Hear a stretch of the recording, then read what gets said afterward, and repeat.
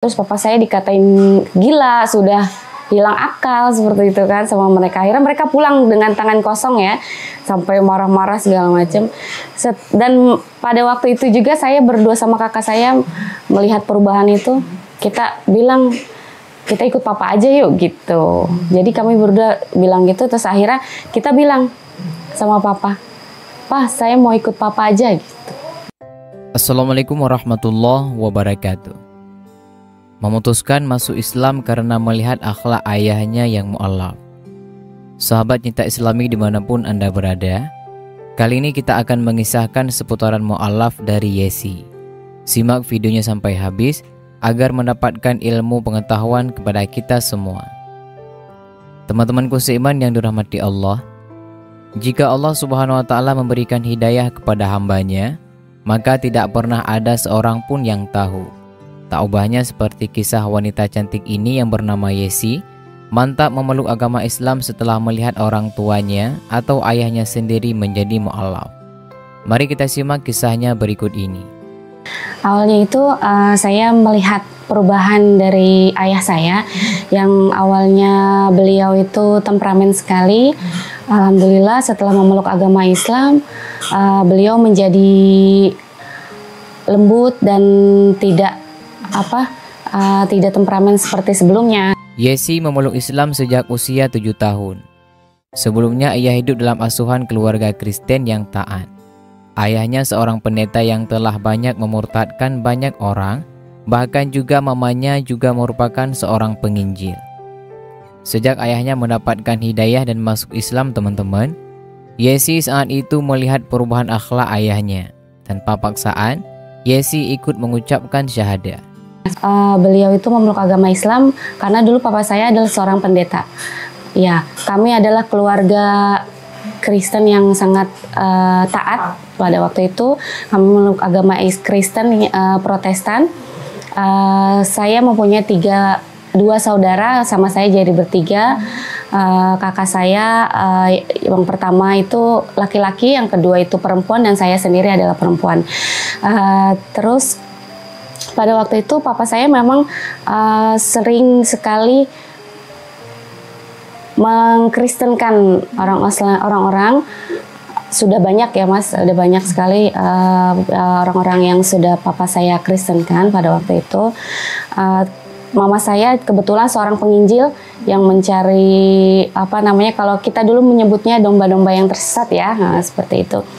Yesi bercerita, seketika papanya pergi ke rumah Bapak Abdullah. Saat itu papanya melihat sebuah tulisan syahadat di dinding rumah Bapak Abdullah tersebut. Kemudian Papa Yesi langsung bertanya, tulisan apa itu? Akhirnya Bapak Abdullah menjawab, itu kalimat syahadat. Lalu dengan segera Bapak Yesi menyuruh Bapak Abdullah untuk mencopot tulisan tersebut. Jadi pada waktu itu papa saya mau mengkristenkan satu keluarga Islam yang bernama Bapak Abdullah pada waktu itu. Beliau datanglah ke rumah Bapak Abdullah itu, kemudian beliau berbincang-bincang, terus waktu itu mau mencopotkan sebuah ayat yang digantung yang di tembok gitu ya. Itu ternyata ayat itu ditanya sama papa saya, ini apa Pak Abdullah gitu. Terus kata Pak Abdullahnya itu, ini syahadat Pak gitu. Persaksian bahwa kalau umat Islam untuk memeluk agama Islam, kita membaca ini gitu. Bacaannya apa Pak gitu. Terus dibaca oleh Bapak Abdullah itu asyhadu alla ilaha illallah wa asyhadu anna muhammadar rasulullah. Papa saya tidak tahu artinya, terus beliau nanya kembali apa artinya. Terus kata Pak Abdullah, tiada Tuhan selain Allah dan Nabi Muhammad adalah utusan Allah. Oh iya, copot, kata papa saya, tidak boleh ada lagi di sini, seperti itu. Terus dicopotlah sama Bapak Abdullah. Setelah selesai rangkaian mengkristenkan Bapak Abdullah itu dan keluarganya, papa saya pulang. Tidak berselang lama dari pulang itu, di dalam mobil beliau terngiang-ngiang terus suara itu, tapi bukan suara Bapak Abdullah, tapi suara lain. Cuma penyampaiannya itu tidak ada Tuhan selain Allah, Nabi Muhammad utusan Allah, terus seperti itu. Terus papa saya mungkin cuma halusinasi seperti itu kan. Sampai di rumah beliau berkegiatan seperti biasa, terus ada yang bisikin terus di telinganya itu. Sampai 3 hari papa saya seperti orang stres ya pada waktu itu, karena kan memang secara intens ya dibisikkan terus, terngiang-ngiang terus di kupingnya itu. Pada waktu itu papa saya akhirnya minta mencari singkat cerita papa saya mencari-cari tentang agama Islam. Apa sih tiada Tuhan selain Allah itu apa gitu kan. Baca-baca buku, beliau ke toko buku dulu, mencari-cari buku. Ada satu buku yang beliau dapat itu judulnya Kehidupan Setelah Kematian. Ya. Nah, itu dibawa pulang oleh beliau, dibaca-baca, tidak menjawab juga. Itu selama kurang lebih 3 bulan ya, mencari-cari seperti itu. Terus beliau juga berdiskusi dengan sesama pendeta seperti itu. Terus berdiskusi juga dengan mencari-cari dengan Pak Ustadz gitu ya, yang dekat rumah seperti itu. Tapi belum terjawab juga rasa penasaran bapak saya.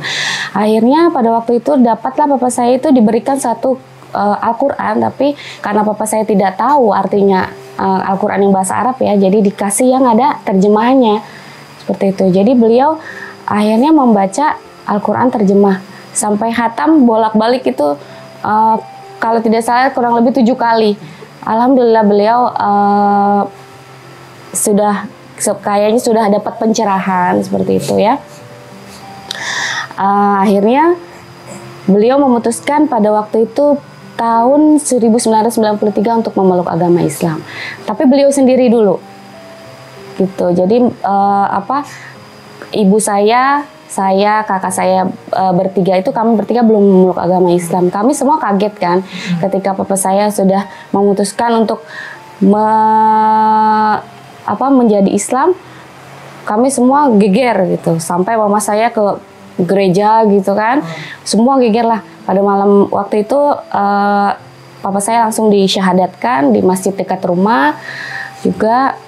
Terus alhamdulillah setelah itu jadi pihak gereja kayak nggak boleh nih, karena kan papa seorang pendeta ya. Jadi yang mengkristenkan orang-orang masa dia malah mengislamkan gitu loh, malah masuk Islam sendiri gitu kan, seperti itu. Jadi banyak cobaan yang papa dapatkan pada waktu itu dari pihak gereja, dari pihak keluarga juga seperti itu. Yesi mulai belajar banyak tentang Islam dan memilih Islam sebagai agama yang sempurna setelah akhirnya memutuskan memakai hijab sejak usia 11 tahun. Tidak mudah untuk berhijab. Saat itu Yesi bersekolah di yayasan yang dinaungi oleh Yayasan Hindu. Bahkan teman-teman, beberapa gurunya kerap menyinyir kepada Yesi. Namun dengan keteguhan hati, Yesi tetap mantap menggunakan hijab sampai saat ini. Saat itu Yesi satu-satunya yang memakai jilbab di sekolah tersebut. Dan demikianlah penjelasan mengenai mu'alaf Yesi yang masuk Islam setelah melihat ayahnya yang jadi mu'alaf. Semoga dari penjelasan ini dapat bermanfaat bagi kita semua.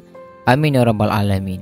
Teman-temanku seiman yang dirahmati Allah, terus dukung channel ini agar kami semangat menyajikan kisah-kisah menarik dan bikin nangis. Sampai bertemu di video menarik dan menginspirasi lainnya. Kami akhiri, wassalamualaikum warahmatullahi wabarakatuh.